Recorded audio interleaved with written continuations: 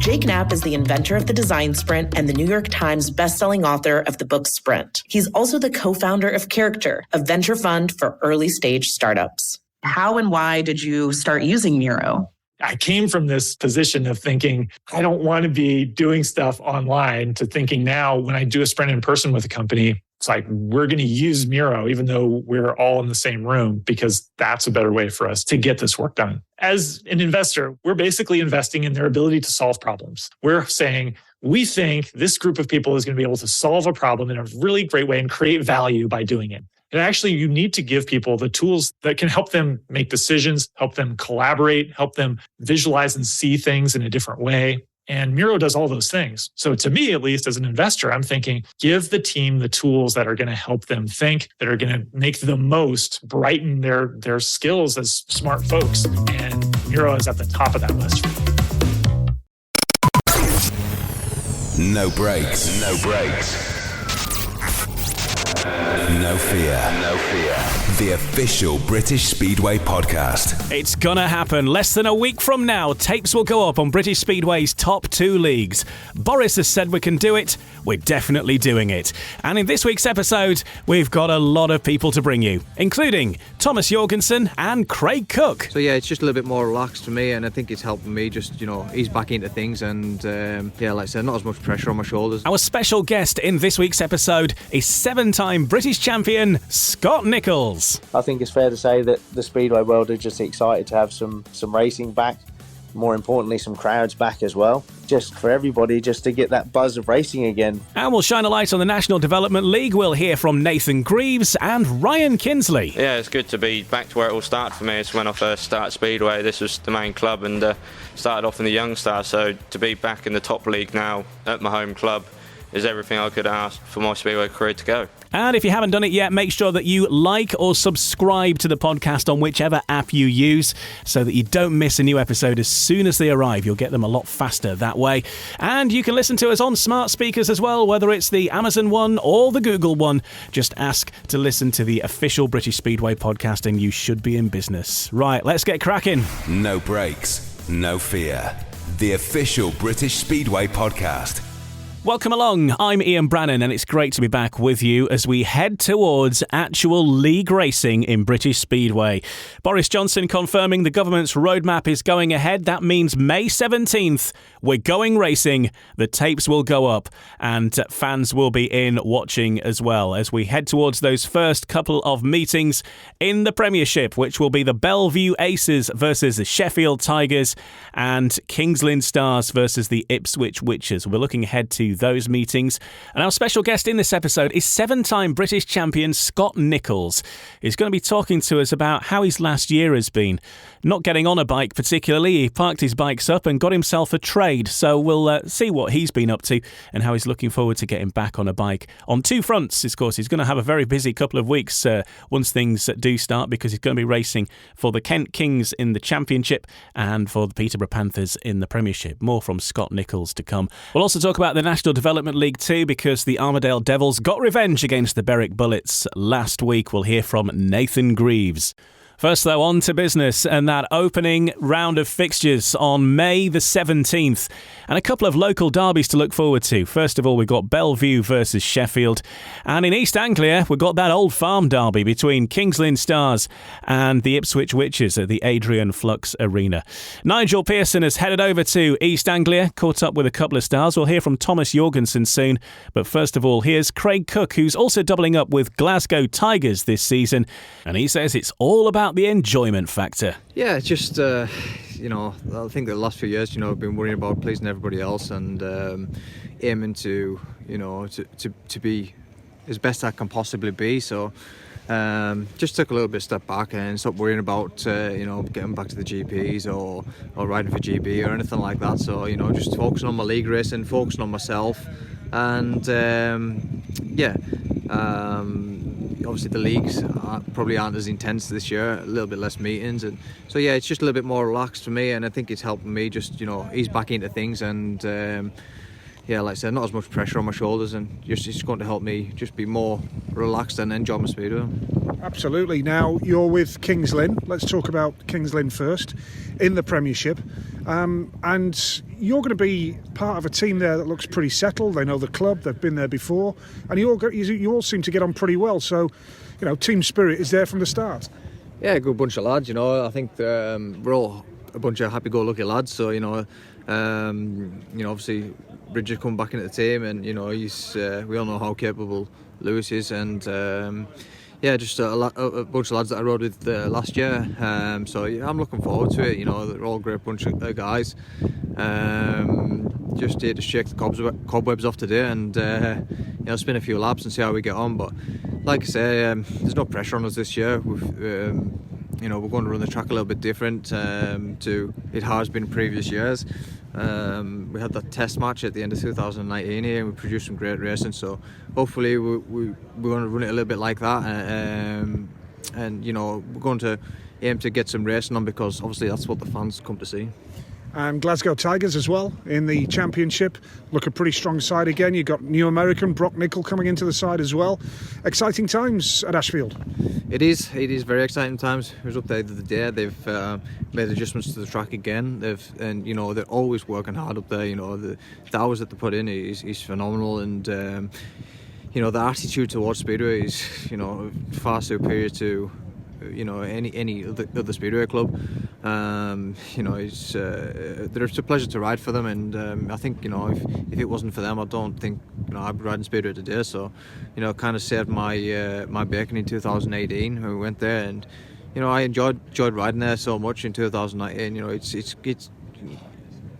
really it's the highlight of my week going up there, to be honest. I just love riding the track. It's always fantastic condition, and the racing that it provides, it's fantastic, and it's not always about winning races. It's about enjoying racing and racing hard and racing fair, and being able to use the whole track and cut back and go around the fence and use all sorts of different lines, and that's what Speedway is about. And when it's like that, that's when the enjoyment factor is at its most.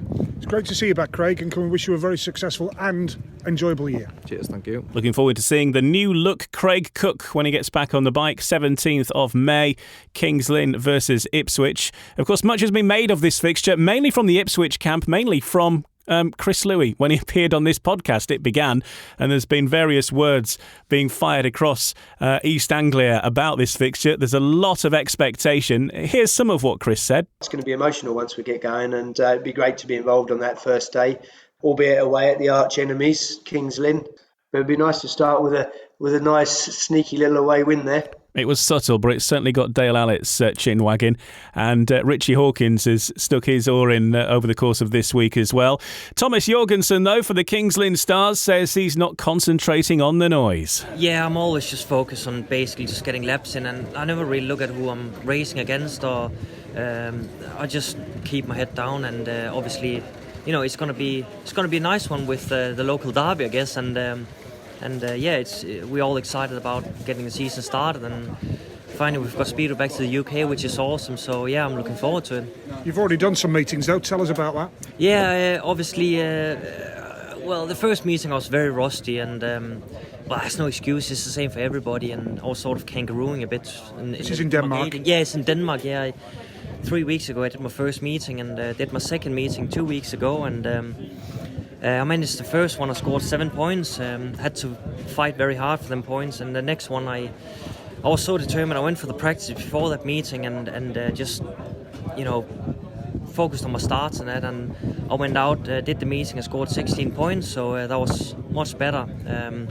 It definitely paid off. So yeah, I feel really good after having a good meeting like that. And obviously, just getting bike time. That's crucial at the moment.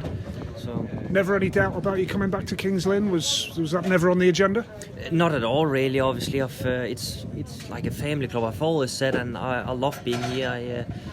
It's probably it is the best racetrack in the country, I think, especially when it's 5 foot deep. So along with Scunthorpe, we've got to say the right thing here, Thomas. Yeah. Scunthorpe fans will be listening. Yeah, that's right. Yeah, that's obviously where I started my career, and I had a lot of nice messages from all the people I know up there, and I'm really looking forward to seeing everybody up there, and it's gonna be, let's have an awesome year. So That's it. And after the year everybody's had, 18 months really now, you've been doing what you've described as a normal job. Yep. And I've asked this of a lot of other riders that have gone and got work elsewhere. Did it give you any thoughts of retirement, packing Speedway in, or was it the other way, where it just makes you even more keen to get out there? Oh, definitely the other way. It makes you more keen, and obviously you do sometimes forget how lucky you are racing a bike for a living, and a lot of kids, they look up to you and want to be in the same boots as you, and obviously getting up 4 o'clock in the morning and having to work some days 12 hours is very different to turning up and racing your bike, but it's I'm just lucky to be racing a bike for a living, and obviously that's I'm looking forward to it. Will you continue to work as well as race Speedway, or are you going to be too busy with the Speedway? I'll just focus on Speedway in my season, because I have got Sweden, Denmark and 2 leagues in the UK, and especially with all the Corona going on, it's very difficult with all travel restrictions, and we have to make sure we get booked. We need to book the right Corona test in the right time, the right days. I want to nearly have your blood every time you fly in and out. And is it all manageable? Are you okay with it all? Yeah. I mean, so far it's been all right. I've had a bit of issue with refused boarding on Thursday evening because last minute Amsterdam, I had to get a transfer flight in Amsterdam. They changed the rules with coronavirus. I had 2 tests, 1 PSR, 1 antigen, and Amsterdam, Holland, they said, you need a different PCR test. And I thought, well, a PCR test. And I already paid 120 quid for that one. So I had to get another one the next day for 170 quid, an urgent one, to get on the plane the next night. It's just been... But that's, I keep looking on the Gov website to get information and look on updates to the specific countries you have to fly into and that. So it's just you just have to be on the ball, and but you are getting used to it. Obviously, it's new for everybody, and it's something we just have to put in our backpack. And this is the new world for the time being, at least, isn't it? Really? Yeah, it is. Yeah, it's the same for everybody. So we just have to get used to it quick and.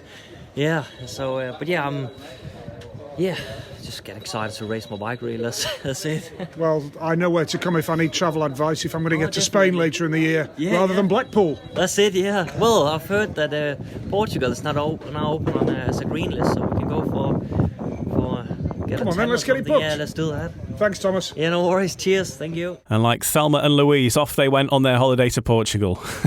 Or maybe not. Thomas Jorgensen there, speaking with Nigel Pearson. Thomas is going to be lining up for the Kinsley Stars on that very first day in that clash against the Ipswich Witches in the Premiership. And then he's going to be involved in a fixture that all eyes are going to be on in the Championship, really, because Scunthorpe Scorpions will open their account against the Plymouth Gladiators. And that's the team, of course, that features Bjarne Pedersen and Jason Crump, a 3-time world champion, heading to Scunthorpe in the Championship on the 21st of May. Good luck to all of those involved. Right now, let's turn our attention to the other fixture happening in the Premiership on the very first day, and that's at the National Speedway Stadium as the Bellevue Aces take on the Sheffield Tigers. We talked quite a lot about the Sheffield Tigers last week. Let's turn our attention to the Bellevue Aces. They are one of the teams who have one of the big question marks about international travel over some key parts of their lineup. In Bellevue's case, Dan Bewley and Brady Kurtz, who are both involved in the Extraliga in Poland. How is it going to be getting in and out of the country? Is that possible? Well, a few weeks ago, we didn't really have any answers, but the director of Speedway at Bellevue, Mark Lemon, has a little update, and he's fairly confident. We've been treading water for a long time, it seems. Like I said, we've been doing a lot of swimming like ducks. The feet are going flat out underneath the water. It looks like we're going nowhere, but it finally feels like we're getting close to it. We're so close to the season now. It's hard to believe it's actually going to happen on May the 17th. So, we're all ready for that. And as you talked about, there's still challenges. This COVID-19 is still going to be throwing up challenges through the years coming forward. But we can only deal with the controllables that we have, and the uncontrollables, we're just going to have to look at them as we stumble across them. But talking about international travel, funny enough, I've been spent a lot of time on the phone to Brady Kurtz today, going through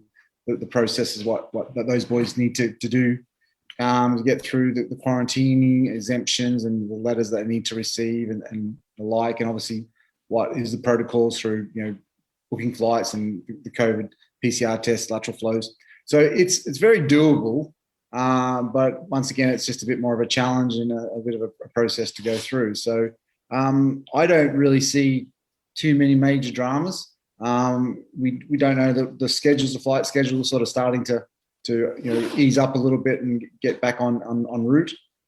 So that means that we hopefully, we should get the riders in and out the country. It's going to be a little bit tricky. Like they're going to have to do some extra miles to get to nearby airports to make some connection flights. But it's looking promising, and hopefully, all fingers crossed, we'll see the boys on track here in the British Speedway. But like I said, the rest of the guys, are primarily based in the UK, and they can't wait to get going. We had a practice session the other week, and the energy kind of, wish you could bottle that. They were so super keen to get back on their bikes. It's like they were young juniors again, just going out racing for the first time. It was really nice to see. There's Mark Lemon. He was speaking on an update which was on the Bellevue Speedway Facebook page. There's much more of that chat available if you check out the Aces on Facebook. Meanwhile, his opposite number, team manager at Sheffield, Simon Stead, just can't wait to get back in action in front of some fans. Well, that's what we're all after, isn't it? Like I think it's been said, sport without fans just doesn't feel right, and it's not been a great year or so for any of us, and I think we're all desperate to start watching live sport again properly on the terraces, supporting your club, whoever that might be. And as a Sheffield fan, I'm part of the management structure at Sheffield. I really can't wait. And there's much more of that chat with Simon Stead in last week's episode. If you go back to that, there's a good 5 or 6 minutes with Simon Stead. So those are the fixtures on the first day then. Bellevue Aces versus the Sheffield Tigers. And in East Anglia at the Adrian Flux Arena, it's Kinsley Stars versus the Ipswich Witches. The other fixture on the opening day is at Wolverhampton. As we mentioned earlier, it's the Thank You NHS Trophy, which is going to be contested amongst much of the Wolves team. But we'll keep you up to date with that. We'll have all the reaction of those opening fixtures on No Breaks, No Fear next Tuesday. Don't miss that as we go through the season. Reaction after the Monday night fixtures, and then looking ahead to the upcoming fixtures through the week. It's going to be a big summer here on No Breaks, No Fear, the official podcast of British Speedway. On the way then, we're going to speak to our star guest on this episode, a British Speedway modern day legend, 7 times British champion, ex-GP rider, and, he knows his way around a fancy shirt on the TV as well. Scott Nicholls joins us, and we're going to chat to him next here on No Breaks, No Fear. No Breaks, No Fear, the official British Speedway podcast. And don't forget, for all the build-up for your team from all the leagues, a special bumper edition of the Speedway Star is out this Thursday. Don't miss it to get all the info as we head towards the start of the season. Right now, to our special guest in this episode, a man who has become British champion no less than 7 times. Many years in the Speedway Grand Prix as well, and this year he lines up in both the Championship and the Premiership. He's going to be racing for the Peterborough Panthers, a very, shall we say, experienced team in the Premiership. We'll talk more about them very soon. And he's also the captain of the Kent Kings this season as well, which is a new team, a team that should have made their debut last year. But obviously, what with everything, they had that delayed until this year. And I'm very pleased to welcome to No Breaks, No Fear, Scott Nicholls. Hi, Scott. Tell us about your last year then, because I know the last time you and I spoke, it was almost exactly a year ago, and there was then the prospect of maybe racing getting started at some point during the year, maybe June or July, and obviously that never happened. How did your 2020 turn out, and what have you been doing in the course of lockdown to keep yourself busy? It was tough. It was a year of frustration. I think obviously not just myself and not just Speedway riders. It was the world over. Always an optimist. I was genuinely optimistic that the season would start. Obviously, I remember all the uncertainty about whether or not to bother going to press day at Peterborough, because it was around that time where it really got quite serious, and it was like, well, let's go to Peterborough and do the press day and one through another. And and that was it. I think I did a practice a couple of days later at King's Lynn, and then as I'd gone to that practice at King's Lynn, I'd pretty much heard then that the season definitely wasn't going to start at that point anyway. And so then it was it was just a really, really kind of surreal time in the sense that there was just so much uncertainty. We didn't know if the season was starting. Obviously, like everybody, it was then, well, what happens to the income? I'm not earning any money. Fortunately, the government kicked in with the furloughs and things like that, which was a massive help. But it went on for a long time. It was, we'll start, like you said in your opener, we'll start in June, we'll start in July, and it just kind of never really got to that point. Sadly, excuse me. So then, we did see last year that there were a couple of kind of open meetings kick around here and there, but it got to a point where I can't afford to miss many seasons at the age and stage I am in my career. But at the same time, I was just like, you know what, mentally, I'm switched off from it, and I'd kind of accepted that 2020 wasn't going to happen racing, and that was it. The bikes were all done, ready to go, but they just got parked up in the workshop, and that was it. So I went and got a full-time job, or just fortunately spoke to some just people I'd met at the gym, really, and just started getting work, and that was it. And that was sort of pretty much how 2020 rolled out. What sort of work did you pick up then? What's your other life away from Speedway that you've had to find? Yeah, it was a guy I knew at the gym was a kind of a general builder, kind of construction, extensions and everything else. And I just said, mate, if you need a hand with anything, I'll get stuck in. I'm not exactly a skilled tradesman, but I'll give anything a go. So, so I went with him. I was literally just there to be a labourer and just to help clear the site and stuff like that. And then, they kind of saw I had a good work ethic and got stuck in. And so one of the older guys who was there was like, oh, do you reckon you can have a go at this? So I was like, yeah, give it a go. So I started building some walls and some, doing some patios and stuff. And then their work kind of was a bit hit and miss. And then another guy who I go cycling with, he's a roofer. So I went and did some stuff with him. And then a plumber came along. It's kind of a group of them all kind of worked together. And he'd said, oh, look, if you ever need any extra work. And I said, mate, well, I'm always looking for other bits. And so then I took him on, and he took me on, sorry, should I say. And yeah, that was, a fair few months back now. So I've been plumbing full time since then, but then he does other bits. We've been doing bathroom refits, I've been tiling, and yeah, all sorts. And I do a ATV safety course as well. That's through one of my sponsors where my workshop is.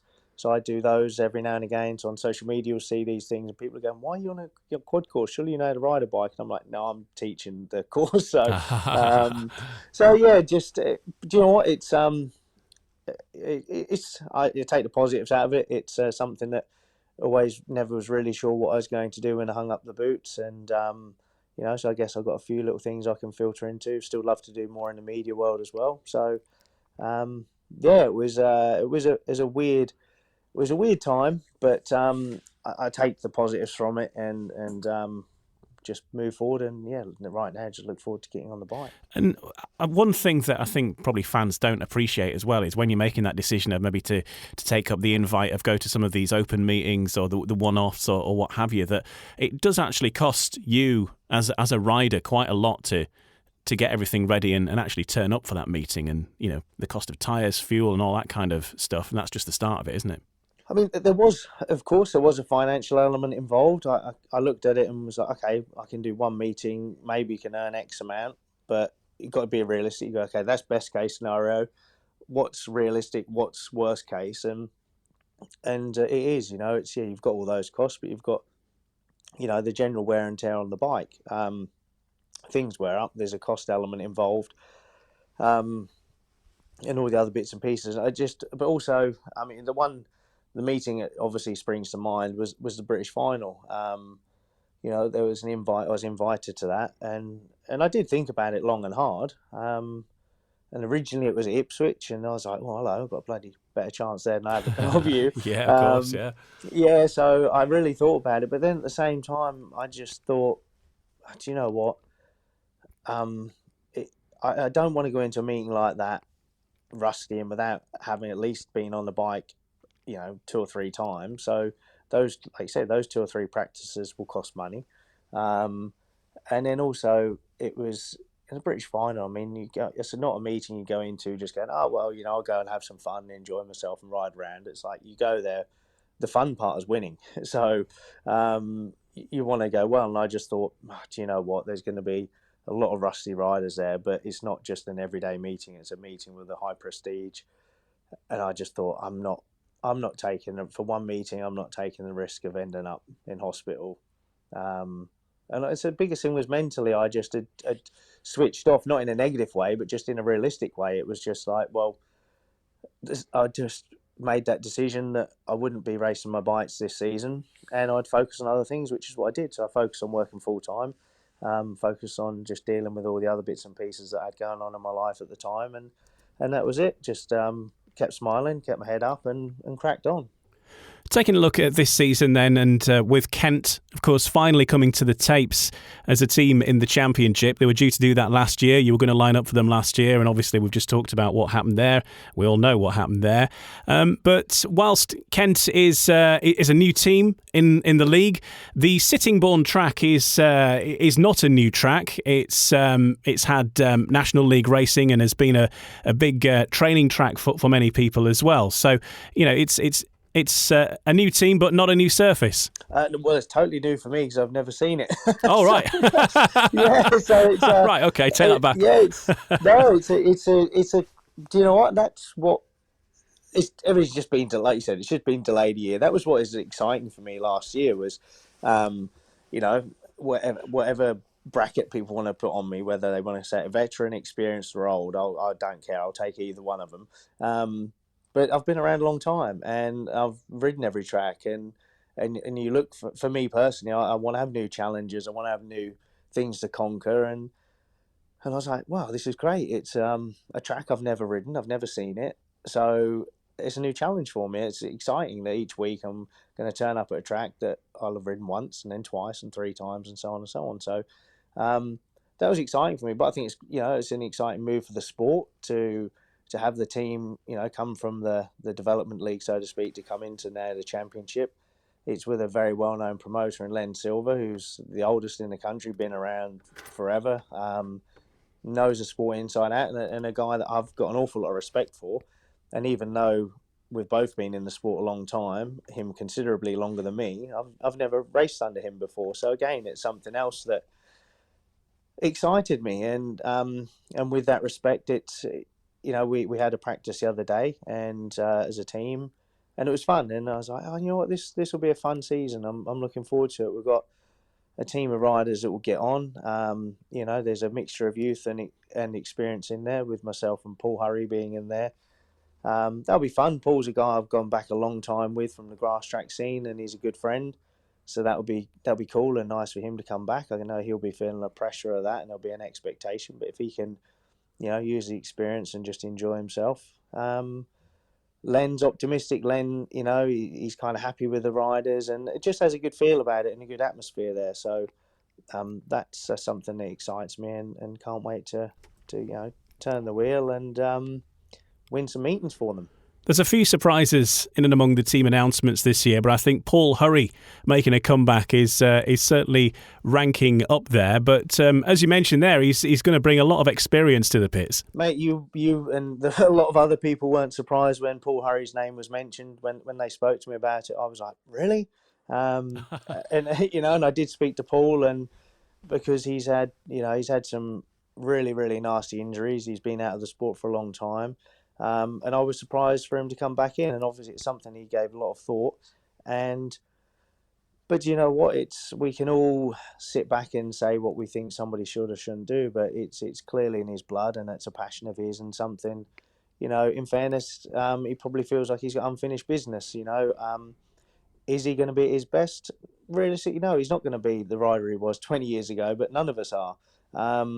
But I think his career was kind of hampered by injuries, and I feel like he didn't get to achieve probably what he should have done. And maybe I'm not saying he's going to achieve what he should have done there, but I think it's for him. It's a way of kind of it being his call, if that makes sense. That he can come back and he can have a year in it and can have some fun, you know. And I know we'll have a good laugh together and have fun, like the whole team will. But it doesn't mean that we don't have a winner's mentality and we want to do well. I mean, I think it's find the right balance, and that's what I think within the team. I think will be one of our strengths is that we'll have the balance of, you know, having a bit of fun and enjoying ourselves, but at the same time knowing when to knuckle down and you know, that's when a team can bounce off each other. That's where it's not just one person. Some teams can be one very, very strong individual who really sets the precedent and sets the mood throughout the team, and that's quite exceptional. Other teams work in different ways. I see Kent being a team that we can kind of all bounce off each other, and trust me, you know, the older guys, we can still learn stuff from the new guys. It's we're always learning in life, so I think that's one of the things that we can use to our advantage, definitely. It does seem to be a nice mix of youth and experience as yourself. Obviously, we mentioned Paul Hurry, but also Paul Stark and Cameron Heaps, who, whilst they're still young enough, they've still got plenty of experience as well. And then people like Tom Bacon, Ben Morley, surely they're going to learn from the likes of yourself and the more experienced operators in the team. Yeah, it definitely is. You know, they've all been around a little while now, and I think, you know, Dan Gilks, he's you know, he's very professional, he's very serious about it, and you know, he'll be kind of like I'd hope he is like a little sponge, you know, although he's a big lad, but I mean, in terms of soaking up all the little bits he can from everybody else. You know, I already know all the guys. I've ridden with them before, and that's because I kind of know how they all tick. You know, I know how Tom works. You know, he's a nice lad, he's a grounded lad. He's got his little system how he works. You know, Ben Morley as well. I've ridden with Cam Heaps before. I've shared a workshop with him. You know, I used to train with him and stuff as well. I've been really impressed with how he's come on in the last couple of years. And he's a talented little rider. And I think he's one of those ones as well that I'd like to think I kind of can get him to tick and get him to sort of up his game a little bit, because I kind of understand how he works a little bit. So with all those things, I think we've definitely got the right balance. Are we going to win the league? Who knows? Maybe, maybe not. I mean, it's fair to say there's teams out there that are stronger on paper, but it's we've seen in many sports that the teams that look strong on paper don't always gel on the field, the pitch, or the track, whichever sport it is. So who knows? You know what? Whatever happens, I think it's fair to say that the Speedway world are just excited to have some racing back. More importantly, some crowds back as well, and just for everybody, just to get that buzz of racing again, whether it's fans, promoters, managers, or riders. I think everybody just wants to feel that racing buzz again. The Championship is the bigger league with the amount of teams that are going to be taking part in it, and some well-known names through the Championship League as well. Not least, I guess the eye goes to Plymouth when you look at the team lineups with Jason Crump and Bjarne Pedersen. But which fixtures are you particularly looking forward to through the course of this season? Well, yeah, I mean, and that's another one. I mean, Plymouth is a track I've never seen, so you know, it's going to be another little cool venture. Sadly, when I roll up there, it's going to be, you know, a former 3-time world champion and another Grand Prix rider, and Bjarne Pedersen. So you've ridden against them before, though. yeah, I have, and I've beaten them, and they've beaten me. It's but it's man, you know, that's a scoop for Plymouth and for British Speedway in general to see those two guys back. You know, older guys, but still hugely experienced and ultra professional too. So it is. I'm looking forward to. I'm really looking forward to going up against Crumpy again. It's been a long time, and you know, I have a lot of respect for Jason. But like I said, he's a guy that I haven't seen for a long time. So certainly looking forward to those ones. I look forward to them all for different reasons. It'll be fun and mixed emotions and interesting to go back to Leicester as well, because it was the team that I lifted the title with, and so I've got really good memories there, and it's a track I enjoy. So every track will have its own unique little feature for me, but that's the same for every rider. Every rider has their reasons to look forward to every track in the country. So like I said, I think it's just at the moment it's almost just the reality going, oh hello, it's probably a bit squeaky bum time now. We're a week away. Reality is there, it's actually happening, because I think there's been so much uncertainty in the world as to what's happening. You know, this will open, that won't open, that I think, you know, everybody's just now starting to go, okay, it's happening. Right, Yeah. let's start getting those little cogs in the brain sort of clicked over into the right place. And the fixtures coming thick and fast for you once you get going. You start on Tuesday, and it's a home meeting against Leicester in the Championship. So what a way to start from what you were just saying. It is. What an opener. And it's, I mean, I believe they've been sort of touted as, league favourites in the Championship. And it's exciting. I mean, for me, that'll be the first time to the tapes for me since probably late September time, I guess, 2019. And so that's going to be a track that I won't have done a lap on, and I'll be going off gate 3 or 4. So it's one of those ones going, oh, really? It would have been quite nice to have had a little bit of a warm-up somewhere. But you know what? It's got to be done at some point, and it's not going to be the first track of, there's always the first time you go to every track. So, but I'm looking forward to it. It's going to be a tough one. There's no question of that. Like you said, the defending champions and tagged as favourites again. It will be tough. But you know what? It'll be exciting. It'll be fun too. Whatever happens, we'll give it the best shot. But it's fair to say that no league is won on the first meeting of the season, is it? So whatever happens, whether we win or lose, we'll take the positives from it and just take that energy on to the next race. And it's quite an opening week, really, because then Kent are away at Glasgow, another of the hugely fancied teams, and then you've got Eastbourne at home, sort of the back end Local of the first derby. week. Yeah, so it's thick and fast that first week, isn't it? Also, it is. It's great. So that's busy. Then obviously I'll have the Peterborough meeting as well. So I'm at Sheffield the day before Glasgow. Then as part of the Speedway, the GB team, and with the ATPI training academy that was which Rory's involved with, the No Limits. So I'm in Berwick for 2 days as well, straight after Glasgow. So it's a full on week for me. Yeah. But it's do you know what? It's like feast to famine, really, and famine to feast. So I'm looking forward to it. Just be fun getting out there. I can't say I'm really looking forward to being stuck on the M25 for about 25 hours a week, but yeah, followed by the M1. Yeah, exactly, from one national car park to another. But you know what? It's part of the job, and trust me, I'll be whinging about it at some point to somebody, no doubt. But we're only human, aren't we? Soak it up while it's there, I suppose. Exactly. After the year you've had. In the practice session that you had, the Kent team practice session, we had our roving reporters there, and little bit of because you're the captain of Kent. Yeah. How well do you know some of your teammates? I might trip myself up here, aren't I? Well, let's see. First up, we caught up with Tom Bacon. Now he's going to give you a fact. You've just got to tell us whether it's true or false. So here's Tom Bacon's fact. Former Blue Peter presenter Richard Bacon is my uncle, and he sometimes comes round to help me do my bikes. Right, so Tom Bacon's uncle is Richard Bacon, the former Blue Peter presenter, and he helps him do his bikes some days. Is that true or is that false?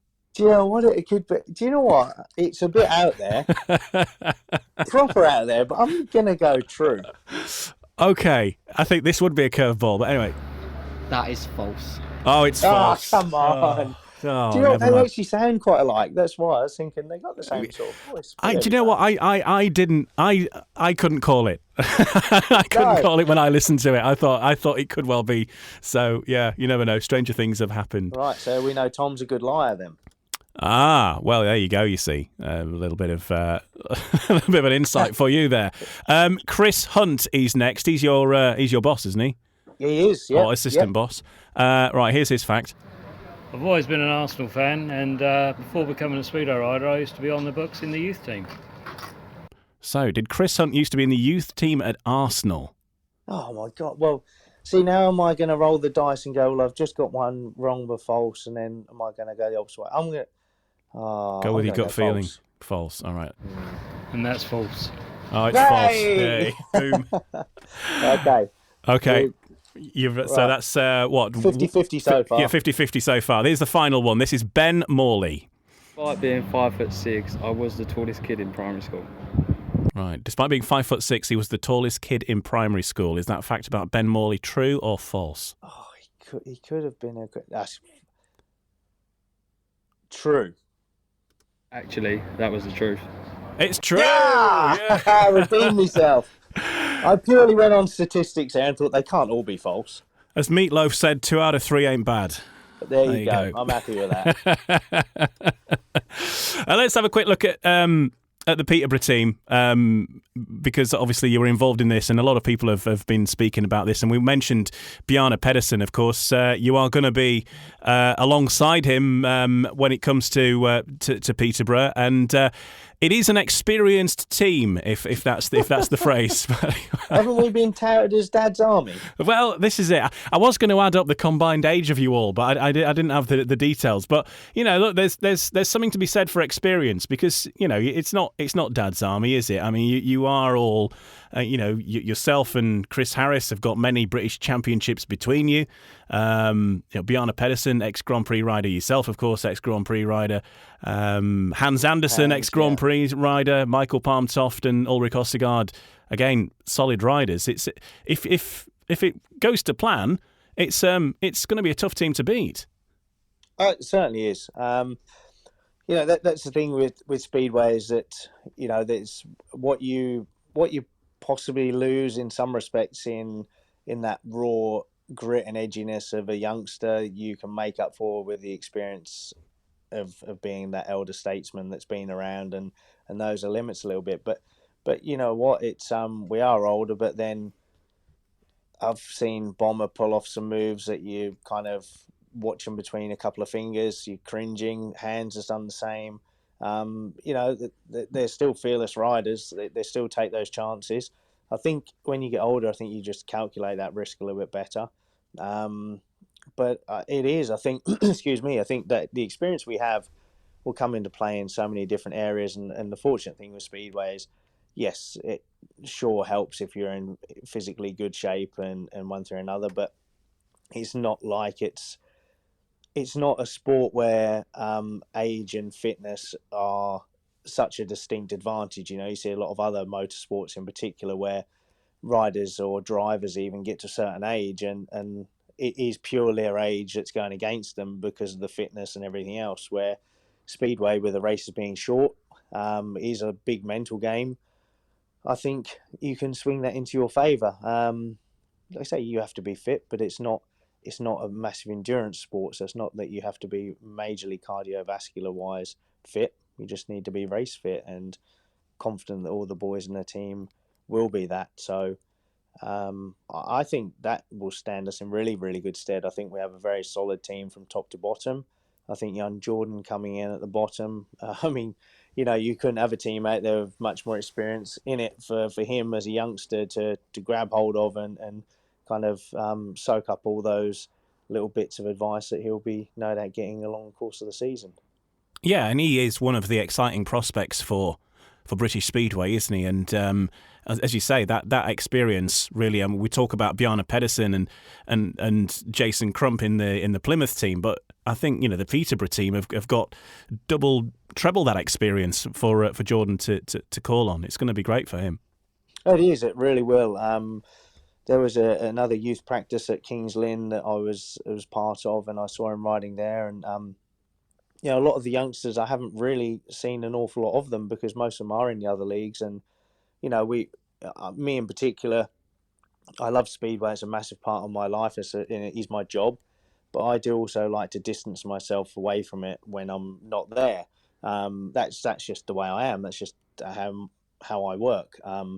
So I haven't really had the opportunity to see many of the youngsters. I'll see an awful lot more of them now because I'm more involved with the academy. But no, I was really impressed with what I saw, and he seems like a lad that will listen and take it on board. And he's, of what I've heard about him and what little I have seen, he certainly has come on leaps and bounds. He's one of those riders that is definitely making big steps forward, which I think is another scoop for Peterborough. And there's the tips and the help and advice that we can actually hand to him, physically show him and tell him, etc., etc. But I think one of the biggest things as well is just his visual knowledge that he picks up. Just watching what the riders do. I remember going back to when I was that age. You can learn an awful lot just by, having a little eye out, keep an eye out on what riders do, whether it be little things they do between the races, either personally or with the bikes, with their mechanics, and it's just all those little bits and pieces. You might pick up one little thing from one rider and one little thing from another rider, and you put all them in your toolbox, and that all helps to help you grow and develop and improve as a rider. And who did you learn off the most, do you think, when you were sort of, say, his age? I was involved. So I was with Jeremy Doncaster, Chris Louis, and people like that.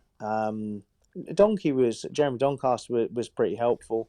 I remember when Tony Rickardson was in the team. I mean, he was nice, and he didn't really offer loads of advice. Not that he wasn't approachable, but just he was in his zone. But that was one of the things that you could just see, that he was like this character who was pretty full of life and really good with talking to people. But when it comes to the racing, he was in his place, and everything had to be just so. So it's, I picked up bits from him in that respect. But the person that probably helped me the most was Billy Hamill. When I rode with him in Sweden, he actually kind of physically helped me with some bits with the bikes and the setups and techniques and speaking to me. Not so much the mental game, but it's just weird. I remember a couple of little things that he said, they were just really stuck in my head. I was like, bloody hell.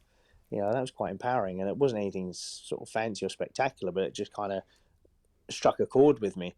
So there's so many little bits and pieces that you can pick up, and that's the thing, everybody works differently. So some people are a visual person, some people like to see something written down, some people like to hear things. People pick things up in so many different ways. But I think regarding Jordan, I think that's the thing for him, is that when he's there, he can just never be afraid to ask, but also just watch what people are doing, and you can learn an awful lot just by paying attention to what's happening around you. And looking around the rest of the Premiership for this season, which of course gets underway on the 17th of May, and there's two fixtures that are kicking us off in the Premiership, and one is your team, I suppose you'd say. You were part of that classic 98 Ipswich side, and they're away at King's Lynn on the very first day. What a way to start in East Anglia. Oh yeah, local derby, and I'm hearing on the social medias there's a little bit of I would say friendly banter, but they're having a little bit of a pop at each other and creating a little bit of a scene, which is great. I mean, it started on this podcast on the first episode. It was it's your fault then. Yeah, well, kind of. I mean, no, it's Chris Louis' fault. He was the first guest with Rob Godfrey on the first episode, and it stems from that, because Chris Louis said it'll be nice to have a cheeky away win on the first day. And so the blue touch paper was lit. Exactly. So is he going to be eating his words? That's the big question, isn't it? Dale Allett says he might be crying on his way home. He says, but I'll have a pint with him if he hasn't already gone home early. Yeah, Dale did tell me so. Oh, you know what? That's great. I mean, local derbies. I mean, I remember as a kid, but then also racing for the Witches as a youngster. We used to have the double headers, Good Friday double header, and that was always a cool affair. It was be racing Ipswich in the morning, I think it was that way around, and then heading up to King's Lynn, and there's always a massive queue of traffic, and the fans would really get involved. I mean, it's kind of lost that nostalgia a little bit now, which is sad. It was a huge affair, but no, there's definitely, Ipswich King's Lynn, the rivalry that goes a long way back. So that's a classic opener. That's the best way to open the season up, with a local derby. And another, fairly local derby on that same day as well, because it's going to be the big one on the telly, Bellevue versus Sheffield Tigers. And we've been waiting, just in the same way as we've been waiting a year for Kent to get to the tapes. Sheffield taking their place in the Premiership, and a team that you're going to be facing in that first week as well, in their first home meeting at Oleton. What do you make of their chances? Because they're being fancied as serious contenders this year. They've put together a strong outfit. I think everybody, it's such a disappointment, obviously, what's happened. I think so many people were relishing the chance to see Nicky Pedersen back in the UK. I know I certainly was. I was excited to race against him again, because it's been a few years since I have. So that's a shame. And I think, obviously, when the news came that he wasn't coming back, I think that was then a big question mark as to would Sheffield be as strong as they were. But fair play to them. They've come up into the Premiership and they've come up with a vengeance, and they mean business. They've got a strong team. They've got a team that can certainly do the job. But that's going to be an exciting opener as well, because you've got Sheffield, Bellevue. They're both big tracks. It's kind of the biggest tracks in the country. So they're going to be sort of fairly evenly matched, I would say. Yeah, it's an exciting start. And what else is lined up for you over this coming season then? Because are you back on the telly again, or how are you involved with that? Yeah, so I'll be still covering the Grand Prix when they finally kick off later in the year for BT. So I'm excited to be doing that again. Looking forward to seeing who my new co-host will be. Obviously, as Natalie's gone on to the dark side, MotoGP now. I know. She's gone on the tarmac. So, yeah, that's it. She's gone from the dirt to the tarmac. She's upgraded. So yeah, I'm really looking forward to that. Grand Prix are fantastic. I mean, some exciting riders in there, and I'll be doing little bits and pieces for Eurosport on the league as well when I can. So that's really exciting. I'm delighted to be part of that. And yeah, I'm going to be a busy boy. I'll still be racing. I'm still going to do the plumbing work when I can in between, because the guys keen to have me there, which is nice. I'll still be doing the ATV safety courses and still be part of the training schools. So at some point I'll try and fit some gym time and a bit of me time in there and spend with my daughter as well. So it's going to be full on, isn't it? One. Yeah. Well, thanks a lot for joining us, Scott. It's been great hearing from you, and all the best for the season ahead. Enjoy it, both on the track and off the track. Definitely. Well, just can't wait to get back out there racing and bump into the old faces, and just looking forward to getting back to a little bit of normality. Good luck to Scott Nicholls. As I mentioned in that piece, he's going to have a very busy first week. Next Tuesday, Kent are in action in their first home meeting against Leicester in the Championship. And then they make the trip to Glasgow in the Championship on the 21st. And in between time, he's racing in the Premiership for Peterborough in the first home meeting at Ollerton Stadium for Sheffield Tigers. So a very busy first week for Scott Nicholls back on a bike after a whole year out. In fact, longer than that. And when you take into account he last rode October 2019. We're going to turn our attention to the National Development League next. We've had a couple of meetings already in the National Development League, both involving the Berwick Bullets and the Armadale Devils, who on aggregate are pretty much all square, but we're going to catch up with Nathan Greaves in just a few moments.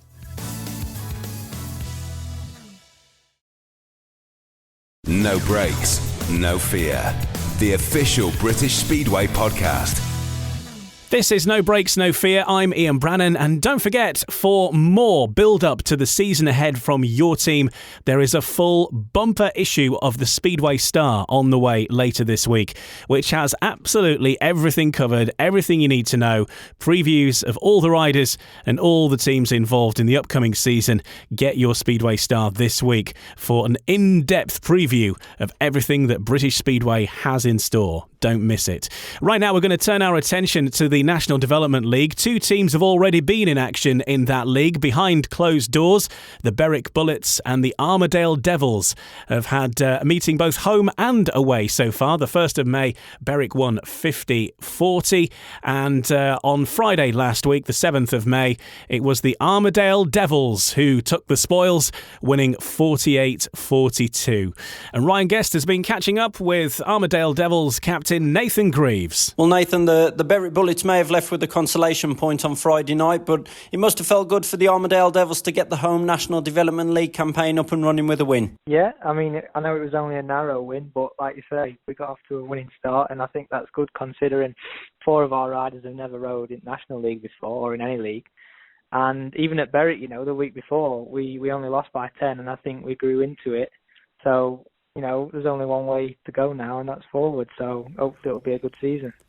You mentioned the inexperience of some of your teammates there. That's something you certainly make up for, as this is your 8th season, believe it or not. So is that a role you're perhaps looking forward to this year in terms of helping them along the way? Yeah, well, I was thinking actually, after the first match, I don't realise how much experience I've got in comparison to a few of the other lads. I mean, I know I've only raced for a few years, but like I say, in comparison to them, I think we went out for track walk, and a couple of them had already done it. Like, they didn't even realise you do a team track walk. So, it's good for me to be able to pass on the little bit of experience I have got, and as you know, I will help them as much as I can, because I remember when I was in that position and I'd never rode before, and I needed as much help as I could get. And one of those inexperienced teammates is George Rothery, but you wouldn't know it based on his opening performances. 26, paid 28 from his first 2 National League appearances, unbeaten by an opponent in 7 of his last 8 rides, beating Leon Flint along the way as one of his highlights as well. And he's certainly going to be one people will be keeping their eye on going forward. Yeah, well, you could say that he won us the meeting on Friday, and yeah, he couldn't have asked for a better start. I think he's even shocked himself, never mind other people. So, like I said a minute ago, if we can just keep going one way and build on that, then who knows where he and all of us could be at the end of the season. 2 double-figure scores for yourself as well. How would you sum up your own first 2 performances of the season? Good, I'm happy. I'm grateful to be able to get a few meetings under my belt before sort of everyone else. And I scored a decent handful of points. So, like I say, it's something to build on and just keep going. And I'm grateful to have these matches before the championship as well.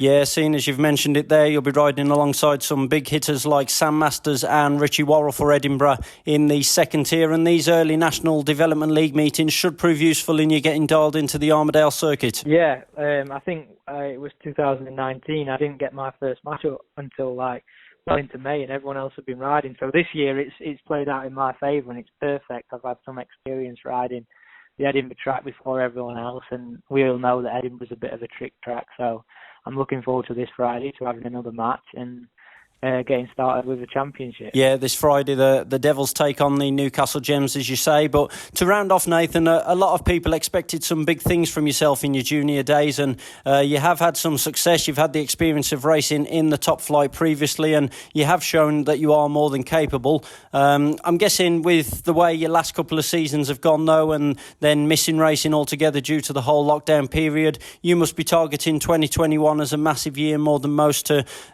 really get back to where you know you can be.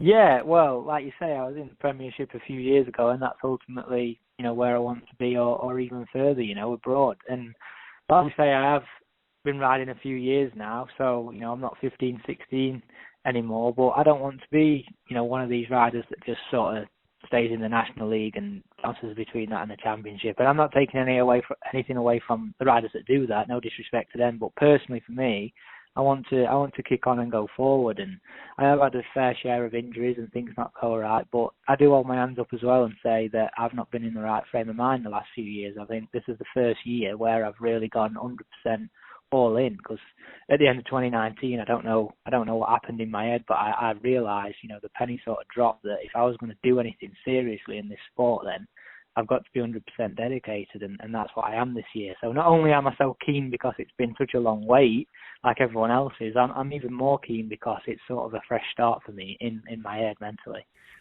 Well, Nathan, that really is great to hear. It's great to hear that determination and desire in your voice once again, and we really do wish you all the best for the rest of the season. No problem. Ryan Guest chatting to Nathan Greaves on No Brakes, No Fear. Another rider who's going to be doubling up this year, but interestingly going to be doubling up between the National Development League and the Premiership, is Ryan Kinsley. He's going to be involved in the Kent Royals side in the Development League, and in the Premiership he's going to be racing in the Rising Star spot for the King's Lynn Stars. He's been speaking to Robin Allen. What a way to start with a local derby. Yeah, I mean, it's definitely going to be a big match, and definitely going to be a lot of fans here to watch us and support us. So, definitely be an exciting meeting, and everyone just can't wait to get going now. Now, for you, what does it mean to be riding for the Stars and making your Premiership debut? Yeah, it's good to be back to where it all started for me. It's when I first started Speedway. This was the main club, and started off in the Young Stars. So to be back in the top league now at my home club is everything I could ask for my Speedway career to go.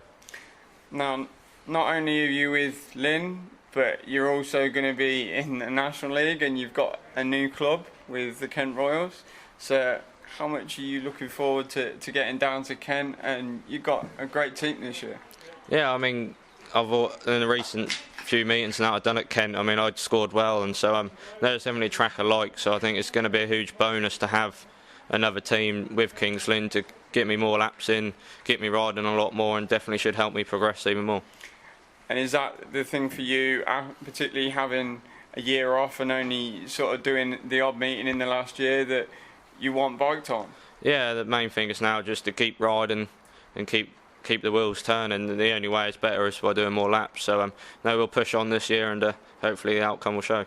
And is the main thing in the last couple of weeks is you can be as fit as you like off the bike, but it's all about being bike fit when you're out on track? Yeah, it's definitely sort of learn a few things and that. I mean, you use a lot of different muscles when you're riding the bike to what you would in everyday use. So it's going to be hard for the first few, but we'll crack down and sort it out.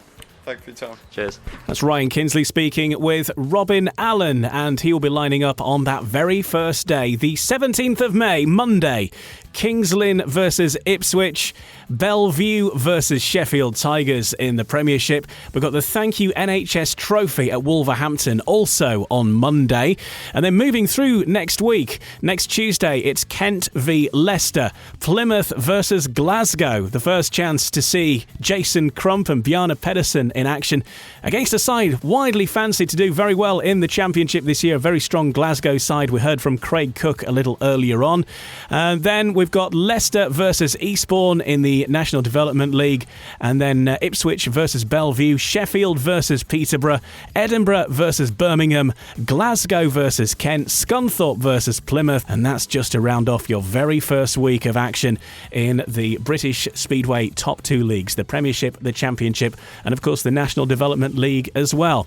And don't forget to join us next Tuesday. We'll have all the reaction to that match, which is going to be shown on TV, Eurosport 2, 7 p.m. for Bellevue versus Sheffield. We'll have all the reaction from that match, and we will also look back at what happened at King's Lynn as well versus Ipswich, and who's going to have the bragging rights. Will it be Dale Allett? Will it be Chris Louis?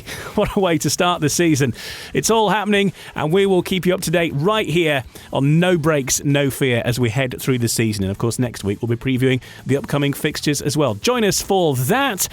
In the meantime, other things you can do. Don't forget to get hold of your copy of the Speedway Star for an in-depth look of everything that's in store. We've got a special bumper edition previewing all the things that are going to be happening this season. That's in the Speedway Star, which is out this Thursday. Definitely don't miss your copy this week of all weeks. No Breaks, No Fear is part of the Sports Social Podcast Network, where you can find your next favourite sports podcast. From cricket to tennis, from football to darts and snooker, there's something for everyone. So do check that out. And more Speedway podcasts there as well, including Humans of Speedway. And there's a new one of those on the way later this week, looking at the Speedway Benevolent Fund. Do check that out if you get the chance. And we'll be back next Tuesday for another episode of No Breaks, No Fear, which is a Nigel Pearson Limited production for British Speedway. No Breaks, No Fear, the official British Speedway podcast. This podcast is part of the Sports Social Podcast Network. Sports Social Podcast Network.